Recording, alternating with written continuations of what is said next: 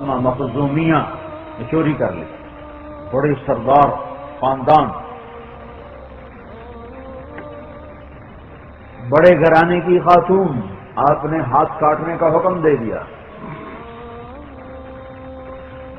آپس میں لوگ مشورہ کرنے لگے، یہ اس کا ہاتھ نہیں کٹنا چاہیے، بنو مخزوم کی بڑی بےزتی ہوگی۔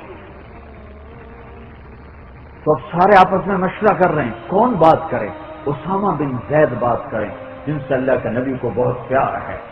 تو حضرت اسامہ حاضر ہوئے، یا رسول اللہ ایک سفارش لایا ہوں، کیا فاطمہ مخزومیہ کا ہاتھ نہ کاٹا جائے؟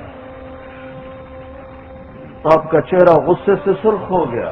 تو اسامہ اللہ کی شریعت میں بات کرتے ہو، جاؤ لوگوں سے کہو مسجد میں جمع ہو جائیں۔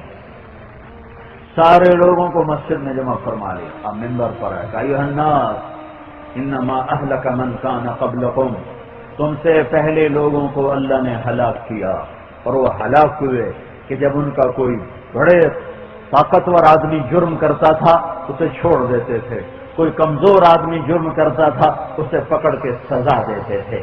اس پر اللہ نے کمزور کو بھی مٹا دیا، کبھی کو بھی مٹا دیا۔ اور آج تم وہی بات مجھ سے کہہ رہے ہو کہ میں یہ بڑے قبیلے کی خاتون ہے، میں اس کا ہاتھ نہ کاٹوں گا۔